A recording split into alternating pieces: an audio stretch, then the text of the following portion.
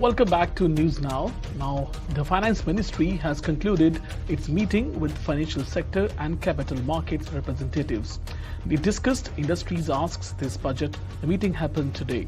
And with just a month to go to the union budget, focus has now moved to capital markets. Attendees for today included Finance Ministry officials and industry leaders like Raman Agarwal and Radhika Gupta. This marks the 7th consultation meeting for Budget 2025. Let's hear what the attendees have to say. See, on behalf of FIDC, which is the NBFC body, we've made 3 key requests to the Honorable Finance Minister for the forthcoming budget. So the first demand relates to diversification of funding sources. NBFC sector in India today has become the 3rd largest in the world. RBI data shows that our credit to GDP ratio has increased to 13.6%. We are almost 1/4 of the total bank credit. And there is another data point released by RBI that the foreign borrowings of some of the large NBFCs have really gone up in the month of October. And this is because the bank lending to NBFCs has significantly come down because of the RBI circular where RBI raised the risk weight on bank lending to NBFCs. So all in all this puts up a strong case that there is a need for creating a refinance mechanism for NBFCs, because large NBFCs have started borrowing overseas and the small NBFCs are now borrowing from large NBFCs, which is increasing their borrowing costs, which in turn increases their lending rates. So if we create a refinance mechanism with SIDBI or NABARD, which could be on lend to NBFCs for dedicatedly funding MSME, small borrowers and green assets like electric vehicles and solar rooftops, then that would serve the purpose, just like National Housing Bank. Second demand relates to the recovery part. Today, while we have coverage under SURFACE, but to enforce security under SURFACE, there is a rider that minimum ticket size should be 20 lakhs.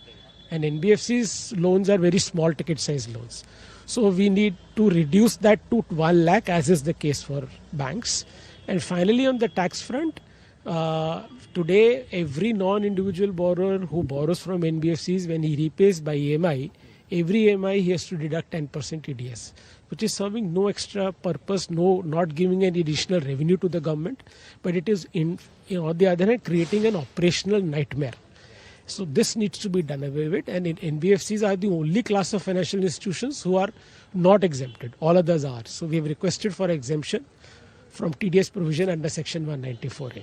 Or any such discussion or recommendations that we have made with regard to the draft, the provisioning norms which the RBI has, had issued a few months back. So any such discussions that may have taken? Because those are purely draft norms and those also dedicatedly related to RBI. So that was not discussed yet. No. And sir, when it comes to some sort of relaxation in compliance norms, so anything that you have sought? Not really. As I said, our key demands right this. One more point which I raised was that under the Factoring Regulation Act today, every NBFC is required to obtain a certificate of registration as NBFC factor from RBI. This is in addition to the NBFC registration which we have from RBI. Now that process of getting that certificate of NBFC factor itself takes sometimes time, processing time at RBI. So we've requested if maybe the NBFC registration certificate could also be treated as a registration as NBFC factor. That will reduce the process. The focus of my comments is only on increasing capital markets inclusion, which I think has always been a focus of the government, incentivization towards long-term savings in both debt and equity. Let me leave it at that.